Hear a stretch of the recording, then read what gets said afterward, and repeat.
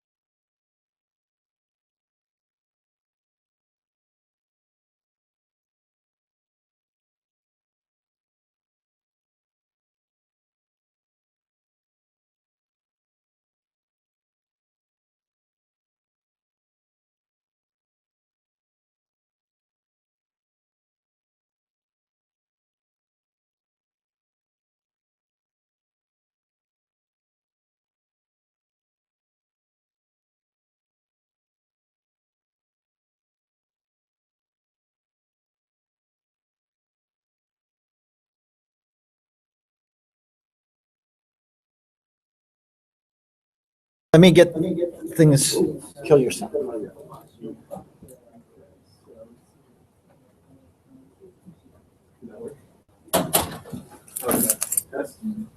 Test.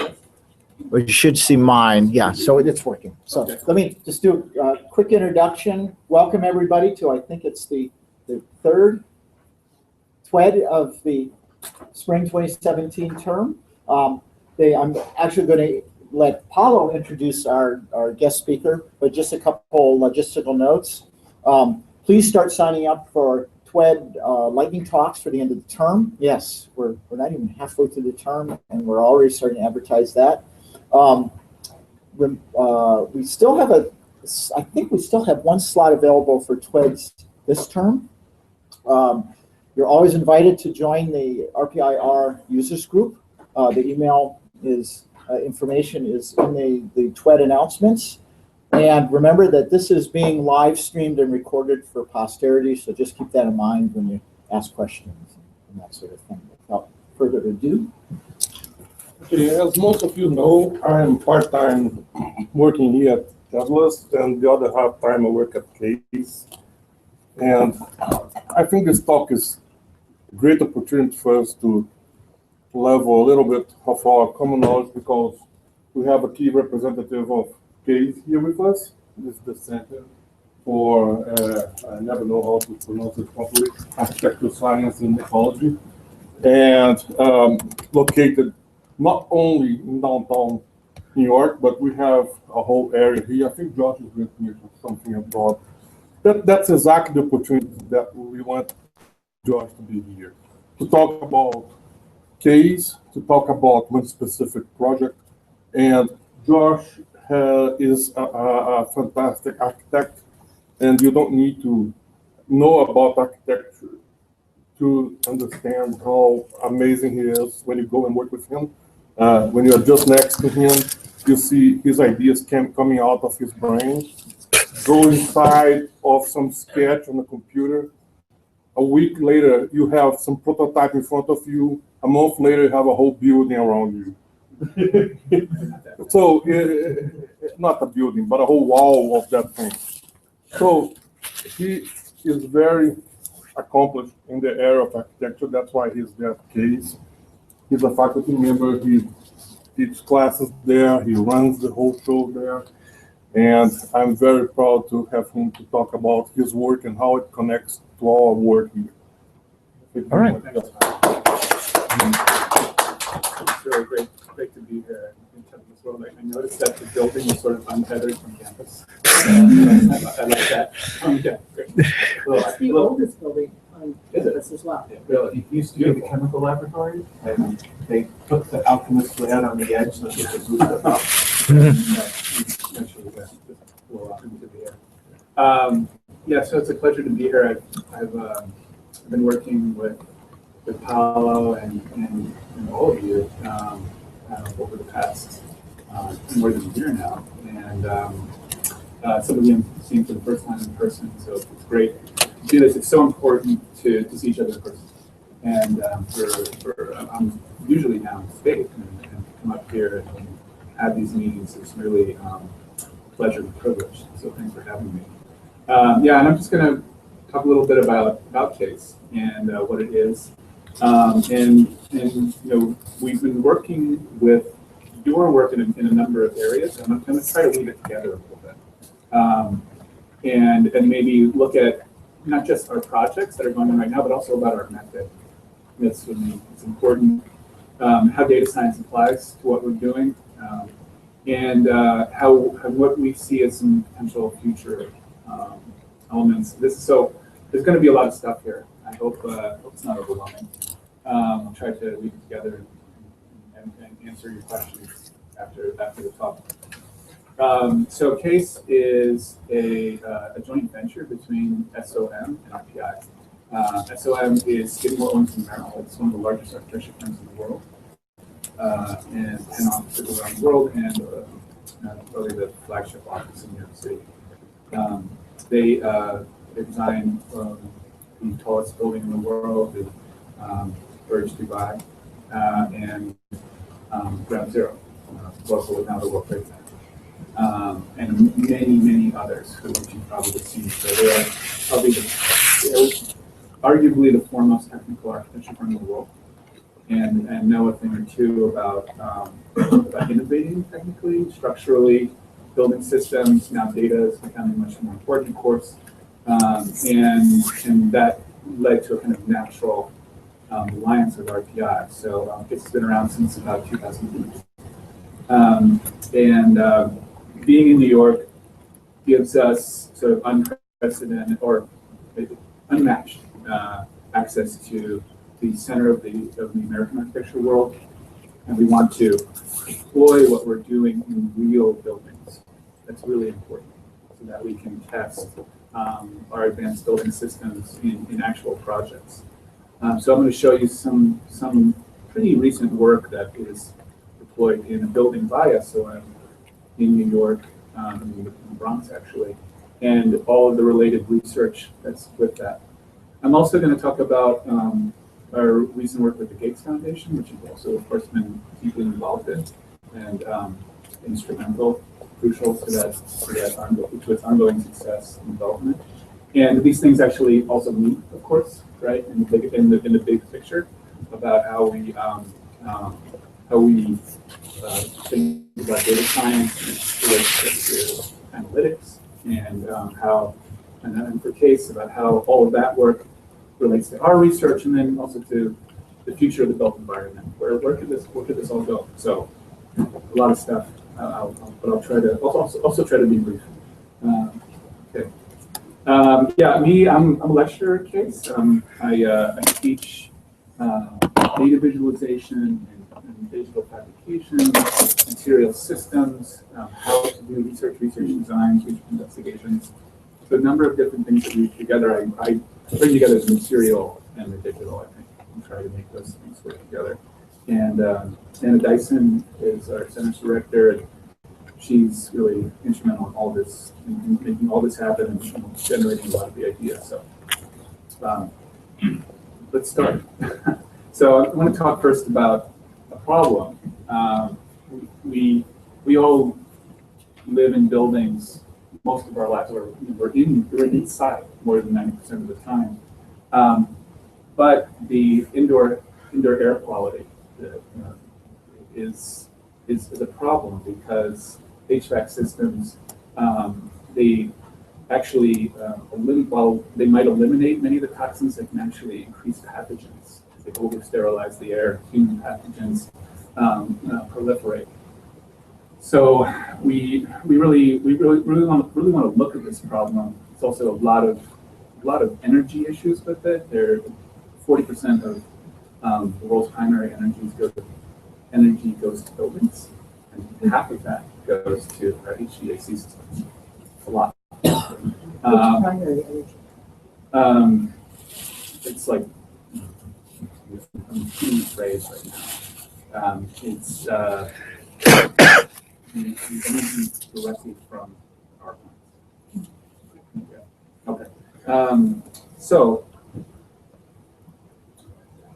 how do we deal with the problem of pathogens in the air and introduce more healthy microbiota that are critical to our human immunity when we're dealing with systems that want to sterilize them? CASE has been looking at NASA research to replace antibiotic HVAC systems that sequester or remove toxins with probiotic systems that actually can absorb and phytoremediate toxins through the root systems of plants. And in that way, this is really our research question. We believe that we can actually improve the microbiome of the built environment, of the building that these integrated plant walls are in, through filtering through the plants. So I'm just going to talk a little bit about our methodology before I dive into that in particular. So we take an interdisciplinary approach to our work. We are the Center for Architecture Science and Ecology, so we're always really interfacing with different disciplines now, strongly data science, of course, engineers, a lot of work with neurocognitive folks on campus, and architects and building systems, et cetera.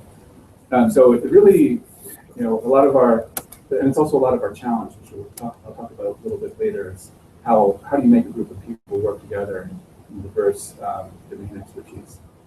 So this kind of feedback loop that you see is really what we look through to try to look at our questions, and going through getting funding, working in the lab, science first, and maybe we have to rethink this diagram a little bit about where data science fits in exactly in this loop. It might come before or in parallel with the experiments, and then we develop prototypes. We often work in a modular fashion. You can see down below. This is the green wall amps, amplified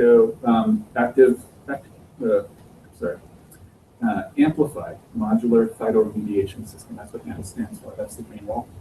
And as we develop these prototypes, they are deployed in actual test beds. PSAC-II, which you can see on the top of the list, is an actual test bed that we have deployed right now in the Bronx, which is the emergency call center for the city of New York. It has a large green wall in it. And this feedback loop, if you will, is what drives our research with the developing and perfecting these systems, and we don't see it as sort of arriving at a technology, but more iterating through it, through a loop as we deploy in different sites around the world, as we perfect the science and the engineering. So this of course, it applies to the question of the city and its environmental health. There's a high degree of volatile organic compounds, VOCs, and toxins in urban air streams, human pathogens, as I mentioned, and low diversity in the indoor microbiome, air handling inefficiencies rather. If you have to take in air, you often have to cool it to its dew point, and to get what you want out of it, and then reheat it, and that costs a lot of energy. So we're asking questions if we can actually create fresh air from within, and saving energy and restoring biodiversity through advanced greenhouse. And crucially, what can we do for our own health and well-being through of our air? It's something that we're always breathing. We don't even notice it, of course. It's our sort of our default mode inside, and we would sort of want to unpack that and find out what's really going on with that. How is it actually affecting our health? How is it affecting our executive function? Have you ever been inside and felt like you couldn't concentrate? Maybe the CO2 was rising in the room, and what can we do about that? How do we measure it? The question is, of course, a multi-scalar. So if we were talking before about collaboration as a major factor, and that loop through prototyping to full deployment, maybe another axis, if you will, is scale for our work. There's no boundary to air, of course. What happens in the other side of the world can affect our air quality at the largest scale at the top. The actual geometry of cities impacts air quality. You can have something called an urban canyon effect, where air can get trapped in deep in where air can get trapped in canyons, and it can become kind of toxic soup. So it's actually the way we cities are made that can really affect it. It's not just uniformly one kind of quality of air or another. And then at the building scale, our mechanical systems can degrade our air quality. In the room, we have filtration problems, and then we get down into the smaller scales, microbial diversity, and at the small scale, the pollutants, the VOCs, PM2.5, which is actually a little bit bigger than that. How do we deal with this multi-scalar problem? And how do we think about not just what we're experiencing inside a building that we're kind of inheriting from the rest of the world, but what could a building that is actually acting as a biofilter do for the world and for the city that's in? How could it become kind of actually give back to the city in terms of better air? So we answer with an integrated approach of architecture and science, looking at the actual modules, the way that they behave. This is our experiments and some speculative proposals for our green mold research. We need to know what happens on the left in the lab scale with air as it passes through the roots of the plant. How much is it sequestering in the root system? What is it actually doing to those pathogens and pollutants as it passes through? So controlled experiments like this, that's where things begin. And we can then, with those results, begin to scale by multiplying the modular. It's often our approach. And to the room scale, maybe you saw this in CBIS Anybody passed by the green wall there? It's been there for quite a while. We're using it now in CBIS to do a series of experiments on executive function in green walls and understand how the green wall might affect how we are able to perform tasks in a kind of work environment. Specifically with CO2, but we're also looking at microbiome. So there's a lot of neurocognitive questions there. There's microbiological questions, and this is a prototype. This is actually a little bit of an older picture. I'll show you the newest version. This is a prototype of what was deployed at PSAC-II, where we have the big green wall in the Bronx. And it kind of scales up from there, from the zone of a building to an entire building. It's something that can generate its own fresh air from within. What if we were inside a building like that, that actually provided its own fresh air needs? What would that be like to inhabit? And then from there, of course, there's a lot of scales that are not here that I've shown before. What would a city like that be like, and what would its air quality be? So do you actually have that deployed? No, this is not deployed. No, this is a design that we worked on with SOM. Okay. So a lot of the times when we're working on things with an architecture firm, often with SOM, it might be a competition. It might be trying to get an interesting system into an existing project, but it doesn't always happen. The zone scale is deployed. Sorry? The zone scale is deployed. The zone scale is deployed in a different I was form. asking about the buildings. Yeah, no, that we're not there yet. We're not there yet. And what about a bunch of the Hyatts have something that looks like this? Right. So maybe I can talk about that for a second. What's the difference between this green wall and existing green wall? So many green walls, actually, the ones you've seen actually degrade indoor air quality. There's issues with mold. Many of them are plants in a kind of wool, in a kind of felt, where there'll be standing water and it can be reinforced. If the closest system to ours is the Darlington system, and instead of breaking it up into many small modules, it has very large green wall areas where the roots can bunch and you can have issues of standing water and poor flow of the air through the root mass. So by breaking it up into smaller modules, we can isolate issues and have better airflow. So that's one of the ways in which it's novel. People love green walls, but anecdotally, people who sit next to them it doesn't necessarily make you feel better to be next to them.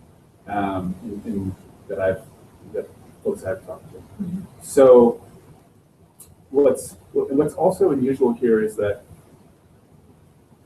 our green wall is actually connected directly to the HVAC system. It's not just plants on a wall. It's actually a filter that's tied in, and it delivers air to a classroom. And I'm going to show that in a second.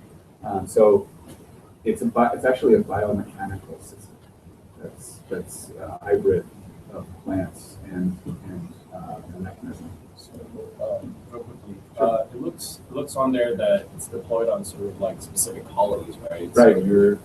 So you're saying like this would be a specifically integrated into a part of a room, or would it be attached to something sort of like support columns to be unobtrusive and that semi-aesthetically pleasing, or like is this like an offset room where like right now we have like a mechanics room, right? We have a room that just pumps air.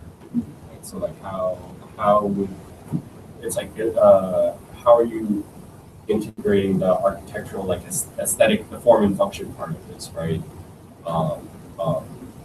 Yeah, I'm just curious. Sure. There's no particular form that the system takes.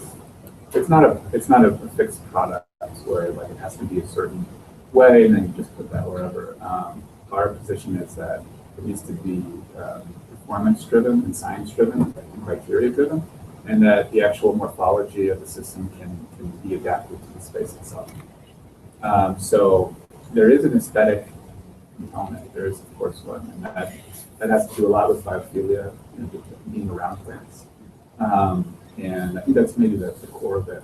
Although there are, this one, let me move on and show a little bit closer up in there. This is an older system, but we have a prototype in case when you come down and see it. It does have I always think of it as kind of a little bit science fiction. This one on the right. The one at PSAC-II, which I'll show, is much more of a grid.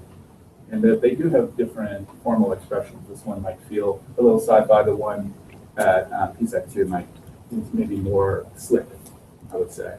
But in a way, those things don't matter.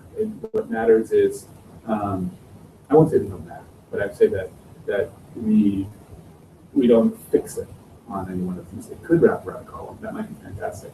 And that'd be great to have that here, and while still making it work. Right. So how can you have a kind of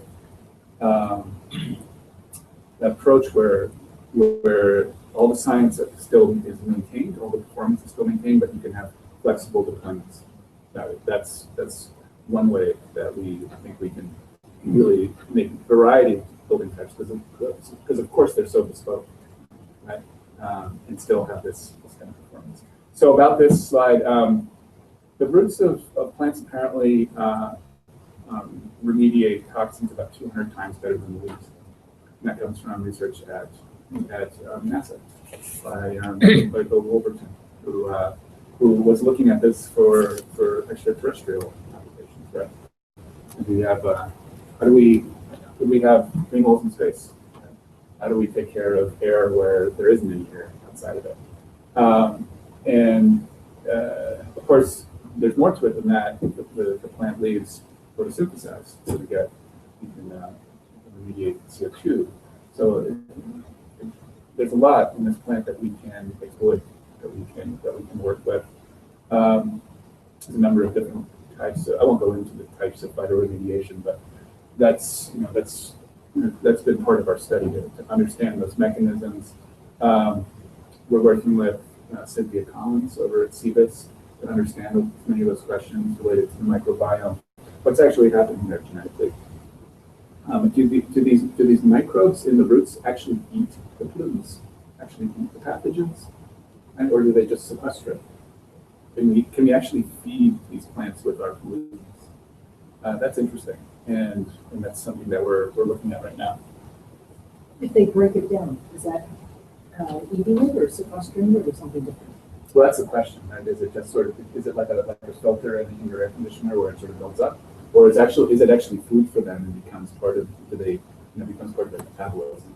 If we're actually feeding them, that's pretty great, because that means that waste becomes food, and we're actually maintaining it through the things we want to get rid of. There's indicators that's going on. Right. So some different deployments. Right. There's a question here. What kind of species could be in? How is it covered with plants? These are things that cases looked at in the past. The geometry is important. In an earlier iteration, we looked at minimal surfaces.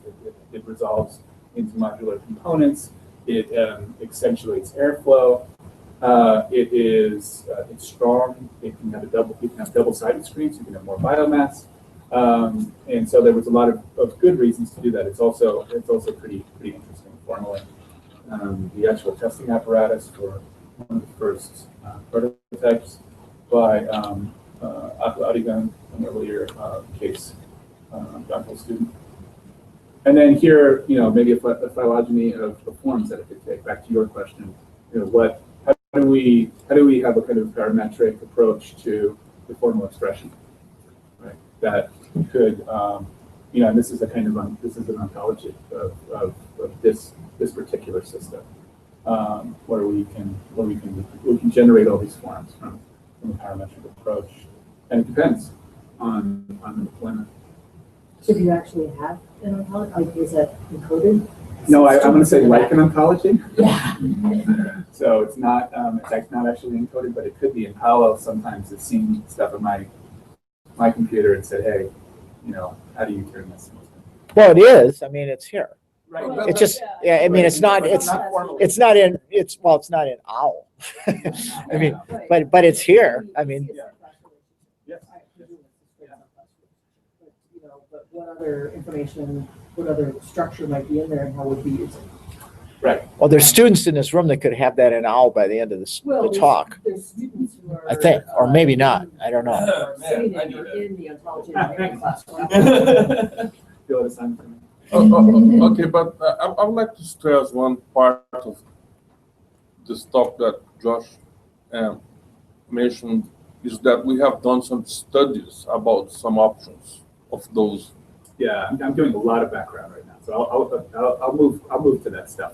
I just wanted to give you a sense of like the past research and where we're going.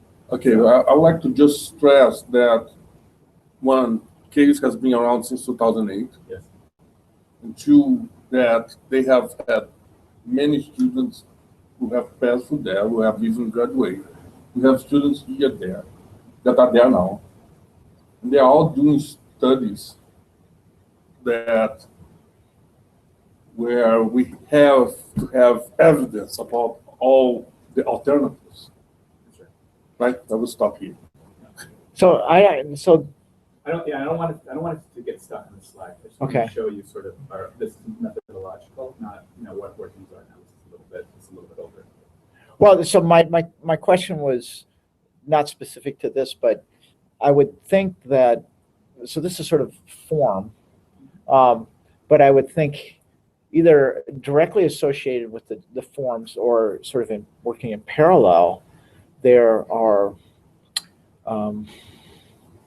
some similar thing related to how the form is being used, how air flows through it, that sort of thing. Right, and so a lot of this, and I'm not, I don't want, a lot of these options can be culled by those criteria, right? And Right. also what the plant wants, crucially, right? So this is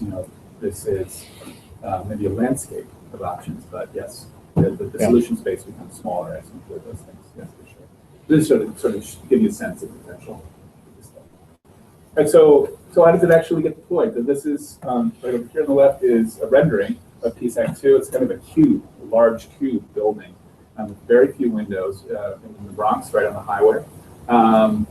And it's a secure facility. It's military grade, very thick concrete walls. It can take an attack, essentially. It was built after the attacks at 9/11 as a redundant call center for the city of New York. 9/11, rather 911 call center, police and fire fighters were there. High stress, for sure, and really closed walls so that there's lower vulnerability. The firefighters especially were very keen on having a green wall in there. They knew that when we were showing the pollutants in the air, how they knew those chemicals, they knew what a threat it was, and they knew that this could be really valuable to have a green wall inside this very fortified building, and really also be a stress reliever, importantly. How do we characterize that? That's what we're working towards now. That's a plan of the site over here. It's quite removed from everything around it to make it secure, and some diagrams about what the flow could look like. Another image of it. Air coming, recirculating in the space. This is an earlier idea, and going through back up into the HVAC system and circulating in public space. Very complicated HVAC system. HEPA filters, that can scrub the air. The building can shut down to the exterior for, I think, a week. Is that 2 weeks? 2 weeks? I've read different things. It's a long time. Like basically, you just shut. There's like some kind of this biotech or something that of that nature. The green wall is a quasi-redundant system that aids in the generating fresh air from within. And so it's a redundant system that helps that. Does it help with water too? Because if you're going to shut down for 2 weeks, you got to provide water, clean water. Yeah, no, that it does. It's for air. It's actually very parsimonious with water. The amount of water it needs to use. It doesn't generate water. But how does water get handled in the building? I think that's the question. Oh, So sorry, if you're right. gonna have Sure. a building shut for 2 weeks and you got some people. I got a tour of it. I didn't see the emergency water tanks, but I have to believe that they're there. Okay. I mean, I I think don't. that'll be one of the first things that come. Yeah, no, it's, you guys know, do we have? Mark mentioned one of the how the flow initially with the generator. Sure. So I'm pretty sure they have a flow with. Yes, I know they do. No, one thing Let me is- introduce. Yeah. No, it is a, yeah, it is a bit of a, it is a bunker above ground. That's, I think it's accurate. That, is it, There's even more below and there's more below ground, exactly. Andreas Dideridis, one of our case PhDs, Naomi Kina, and Muhammad Ali, also case PhDs. Yeah, I'm sure you know Naomi and Muhammad. Yeah, thanks for coming, guys. So if I need to know anything or have any questions, I'm going to look back there. So this is what it looks like. And that's Anna. Yeah, Talking on the phone, what a surprise. yeah. I'm shocked. That's the entrance. That's the other side of the building. I think it's a Gates project meeting she's on. The building is stark and gorgeous, really, honestly. It's crystalline, almost flawlessly made on the outside. Some people, it might strike people as cold if we're boating, depends. But that's what I think a lot of us think within there. So you can see how few windows it has. But on the inside, there's our green wall. That's me talking to a couple of our collaborators from Vermont, Columbia.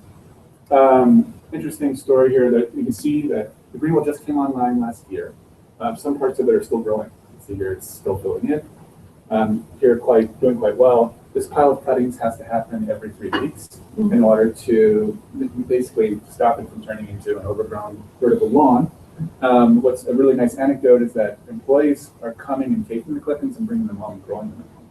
So it's endearing itself quite and gradually colonizing the city through this wall is spread out. This is actually, we learned recently, it's golden cocos. The name of the plant is also known as the devil's mine in some parts of the world. And it climbs up trees in the rainforests and it really can take over. It's impossible. And it's like the most common house plant, so it's doing well in the United States. So it's a little different expression than what you saw before. It's modular, instead of being sort of a monolithic kind of minimal surface shell. Each module has its own lighting, and they're all removable. So if one dies, if one gets sick, you can take it out and service it. But yeah, so there you can see the visit to it. One of our students, Nicholas, is up on the ladder, our cohort for our most recent experiments, which we call the CBIS experiments. And behind it, it's pretty interesting. This is behind the wall. We'll just switch back and forth for a second.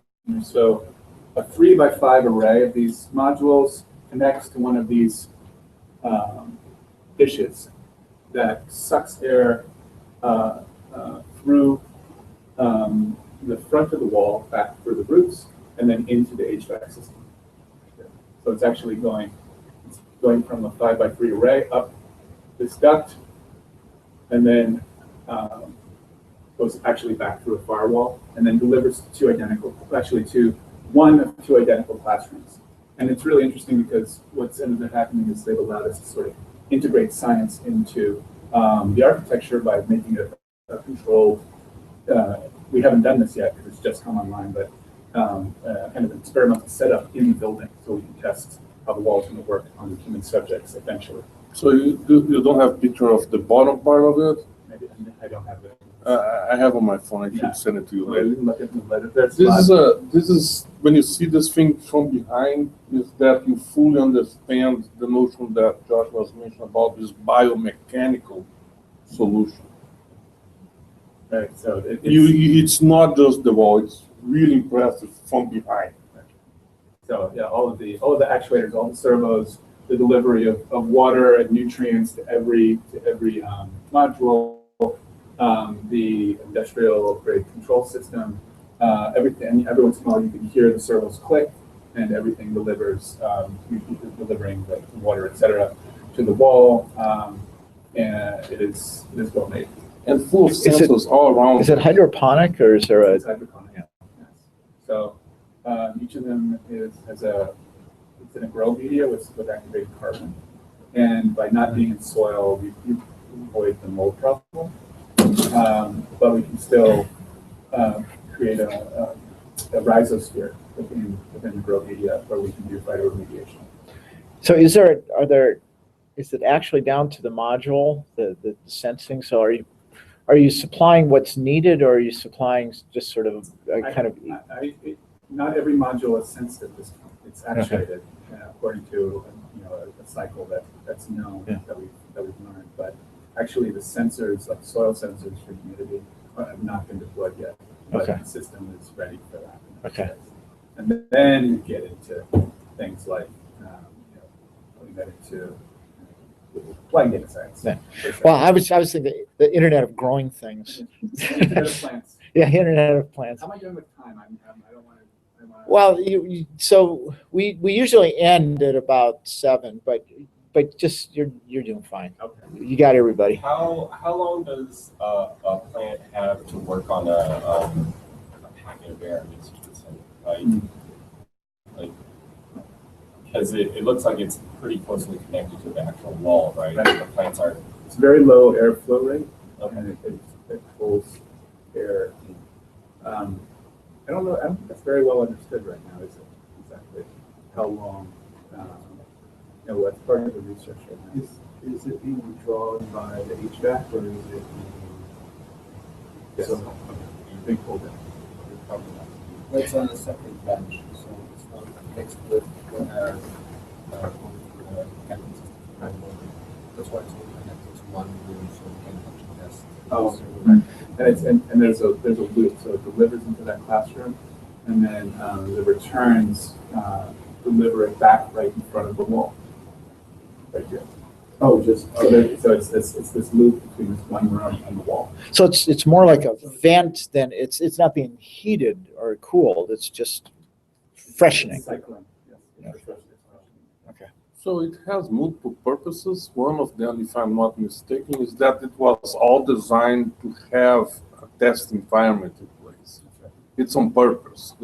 So that's why we have isolated HVAC system, and this room is identical to the next one of them covered by the HVAC, by the wall, another one does not. The person, what's his name again? Green. Paul Mecklenz? Or Mecklenz? Or Mike Eggers. Yeah. Yes. He's the PI of the whole. He's the CTO of Fabs, Right. He's the one who is, Design one of the chief designers right. of the system. Yes. So he goes there every 3 weeks. He's the one who was doing maintenance, and he collects data on a regular basis as well. And we have access to that data as well. Yeah, so one of the things we should make sure that, we're all interested, so we're asking a bunch of questions, but we should make sure that cover some of the data needs, Sure. so that we understand. Let me keep moving to that. So I think, let's talk about that a little bit. So yeah, it's integrated. Just to summarize, how we bring things together. We have to bring multiple scales together from the city, the building, and from microbial to modular, and integrate it towards heat-pump. So that's just note on our method.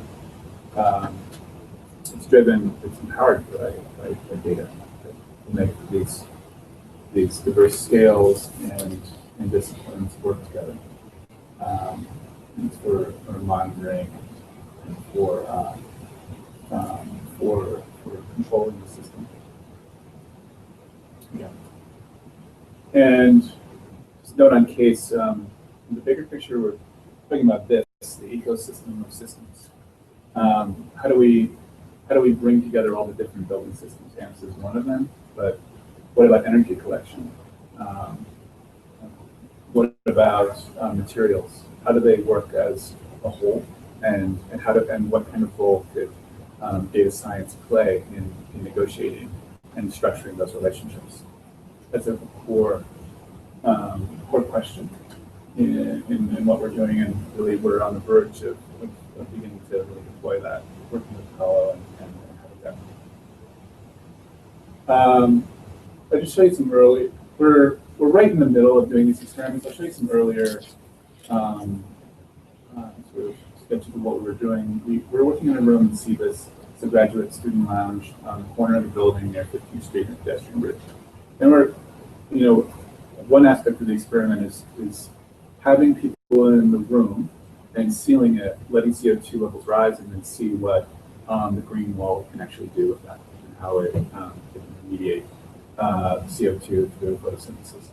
And this is one of our first experiments. We've done 4 since then, and we're layering on microbiome and neurocognitive testing to understand, as well as biometrics to understand what's actually going on with people as they're exposed to high levels of CO2, and then what plants as a biofilter providing fresh air will do to them. So that's where we're actually just doing an experiment right now.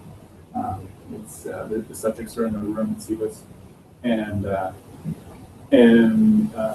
we're going to be publishing a report in the next couple of months on this.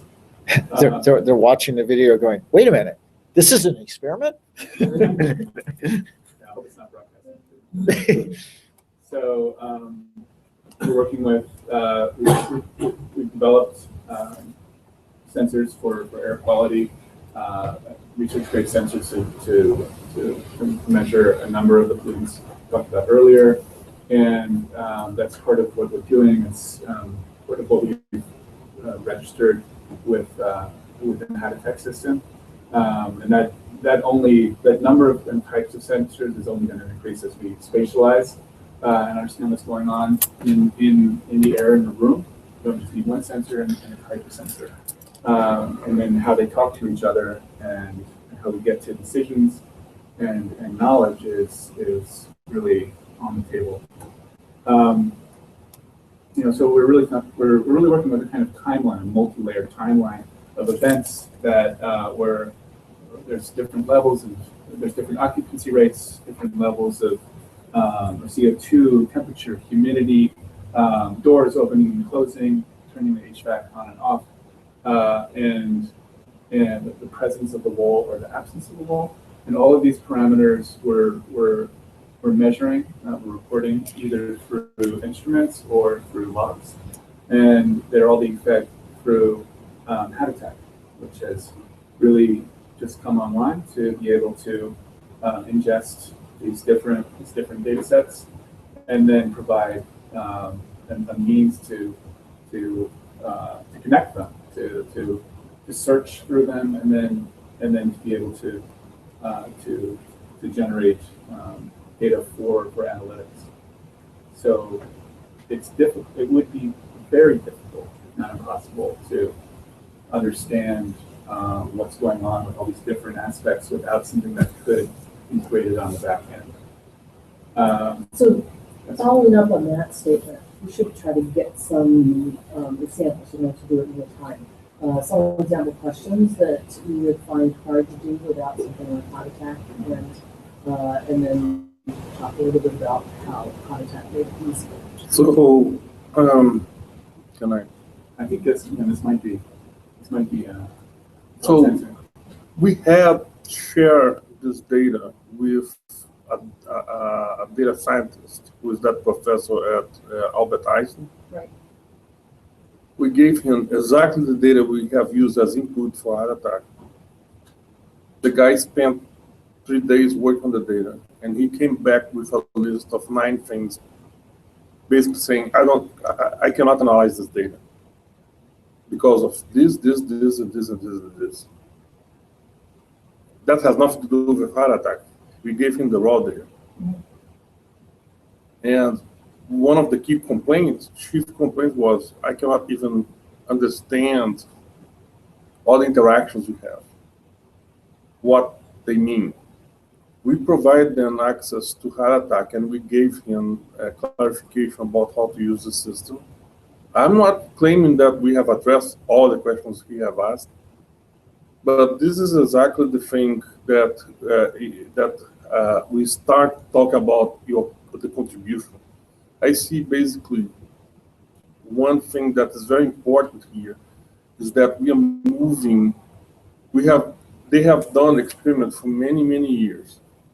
And we, of course, want to have the data like NASA has, that anyone can go there, and even students who do not know about the context can download the data and play with it.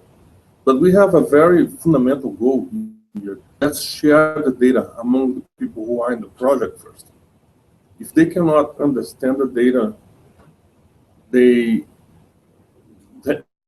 basically how we can make sense of the.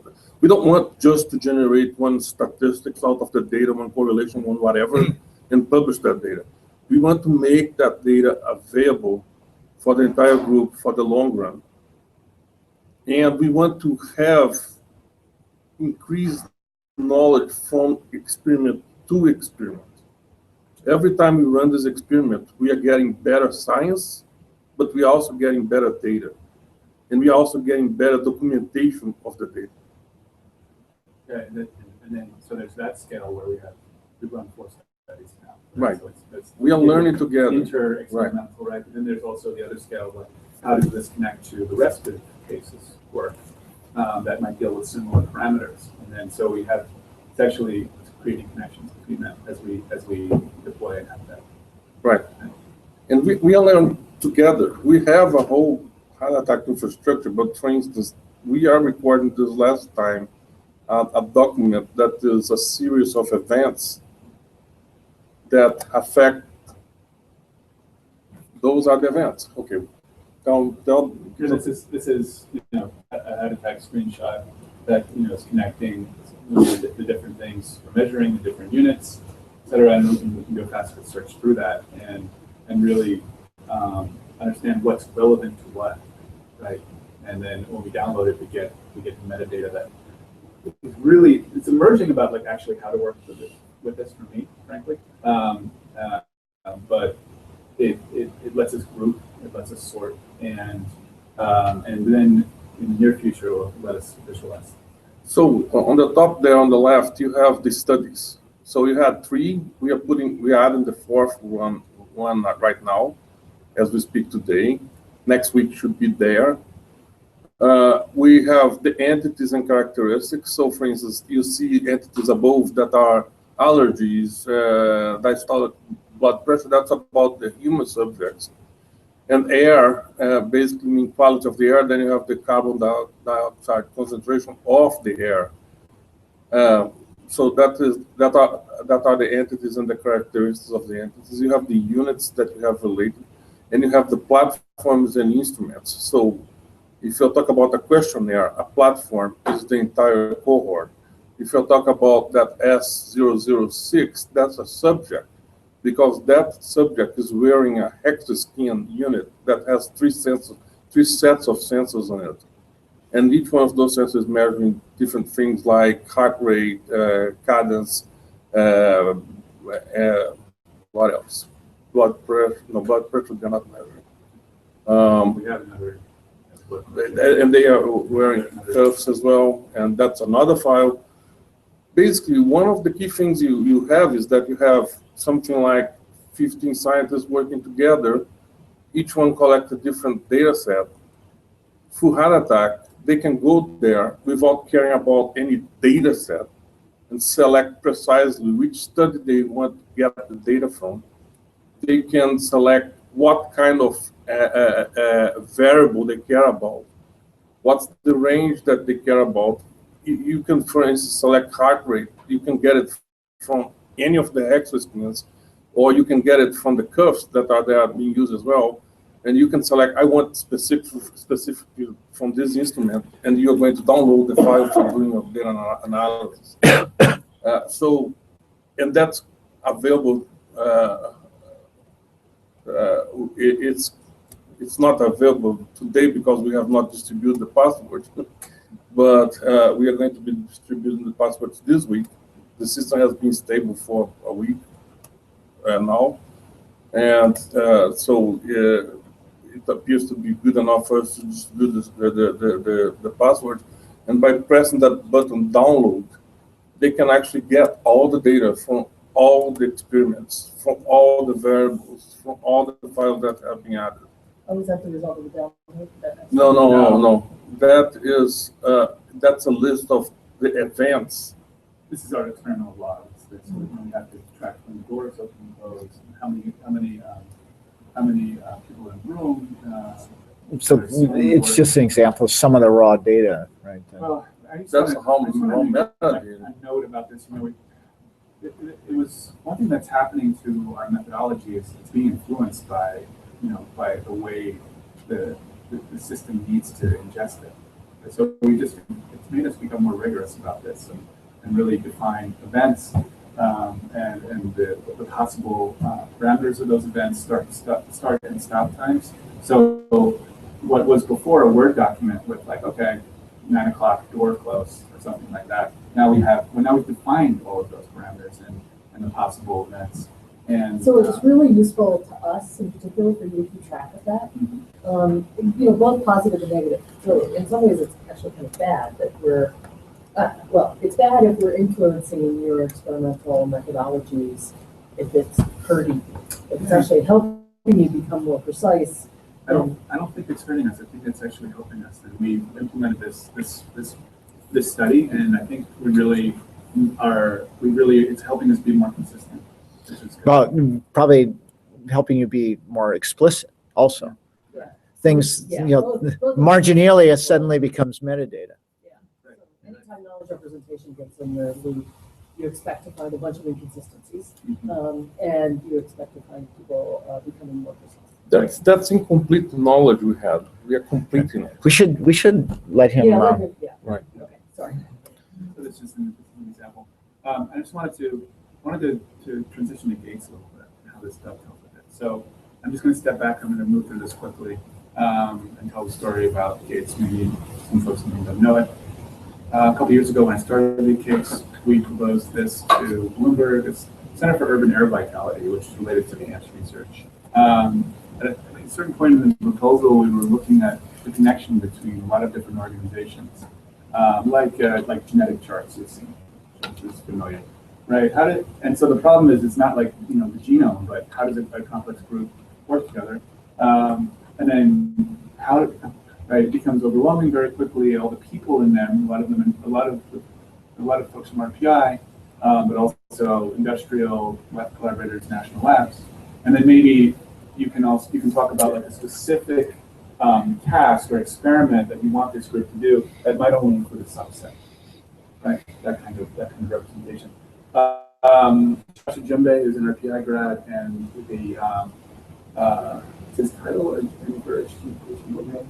program director, right? So I'm gonna show something else.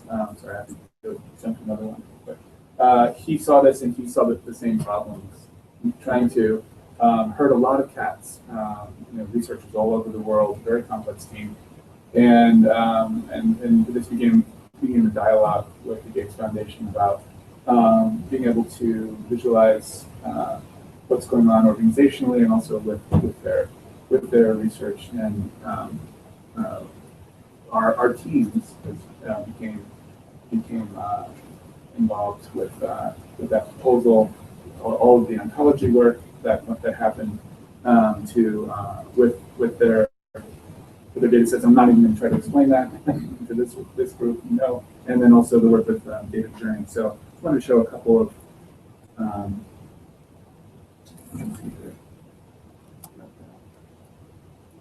one second, sorry.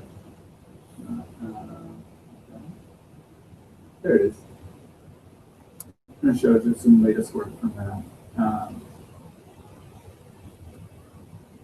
So data journey really came out of that earlier work where we were looking at the connections between collaborators, and it evolved into a data analytics tool that's web-based, and that's powered by your work and also a lot from the Gates Foundation. And I just think I'm not going to try to explain this or go through this. You guys know this better than I do. But I just wanted to show where I think this goes in terms of how it relates back to my work, our work, the future of the built environment. And I'm going to show some speculations from Naomi Keena, who is kind of thinking about how to apply with the work we're doing with Gates to architecture. Andreas, you can go back to the experiment? Okay. Thanks for coming. All right. He's helping with it. Right. So recognize that this is, Festo and similar to those older charts you saw, the older circles-like diagram you saw, that's connecting, looking at the ontology for this study, and then combining multiple types of charts, et cetera, to enable insight. Time, metadata, being able to variables and to have a journey through data. Right. A very open-ended combination of different representations of data that any researcher can curate. And then this is where I'm kind of dovetailing back into architecture. We really want to look at how environmental energy flows, how the environment relates to health. It's difficult to show that connection, but we want to really bring back these questions of health to the built environment. We're implementing Earth, an open source globe mapping system, where we can really begin to leverage and integrate public domain data sets, and then kind of layer that with what the Gates Foundation is doing in its studies, and begin to begin to show, to situate and contextualize studies and where they take place within, weather conditions, heat, wind, humidity, et cetera, that can have bearing on concerns. So we're developing this now. You can see. I guess it wasn't plugged in. I guess I better end. Zooming in on a country and what we're showing there with different environmental factors, and what might happen with relating the study to a kind of climate clock, where we can see different parameters over a year, and really begin to integrate some of the foundational stuff from architecture with health questions. Right. So being able to combine data types with data representations is crucial. So then I'm jumping to some of Naomi Keena's work, where this kind of dashboard or this kind of visual analytics platform could apply to buildings and really think about the life cycle of buildings, budget, and construction progress. Energy and emergency parameters, how you design a building and how you optimize it for its life cycle in the beginning of the process instead of after the fact, which is often the case. And really thinking about maintenance, but beginning to bring in health issues. It's not here really, but it's really kind of, we're on the verge of really looking at that. That's where Gates is going. And to really be able to optimize what we're doing there. So this is kind of where you see these converging architecturally and with data science and with health questions. What's the job? A lot to talk about, I guess. More questions for Josh?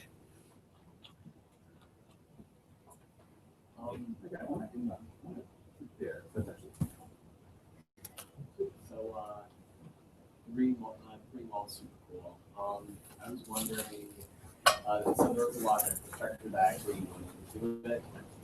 You might get ahead of housing time soon. Do you plan on bringing it at that scale? How far up do you can scale it? Yeah. What do you think all the implications are in either direction? Really good question.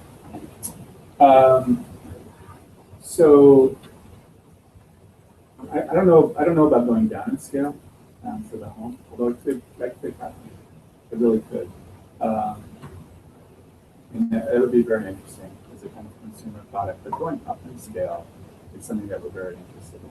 And really what happens after you get past the building scale and into maybe the infrastructural one. But the question that we're really wrangling with right now is how do we size different systems for the requirements, for fresh air requirements. Ta-da. Well, my computer just died, so never plugged it in. I'm sorry. I just ended your cast. Well, no, I've got the video of you still. You do? Okay, so we'll try this. Well, it seems like part of it's the controlled loop and part of it is the datafication or the integration, and that becomes kind of problematic when you go down, because that's an issue, and you sort of have that built.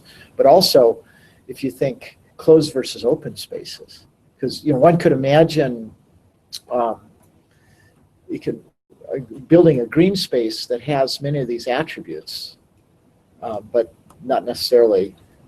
Although you think of a place like Minneapolis, which was one of the first to have a kind of an indoor downtown where everything was connected, that becomes an interesting. All those skyways become ducts of fresh air. Well, and a lot of hotels are starting out to do that. And actually, I've seen like wall art that I don't think they're connected to the HVACs. No, that's what we're talking about before. Right? Yeah. What can actually do for air quality? That's beautiful. Patrick belongs to French green wall designer. And it's almost like peach strokes of different species. Maybe they both that's so weird.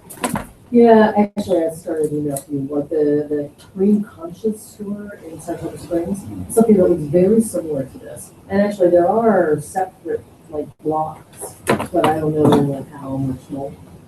Right. Well, I know what he's talking about, but I remember I can remember those atriums that you sat in, how those plants around. Oh, yeah, Is like that mold? Hyatt, I mean, I think it's part of the design, they do in the tall towers.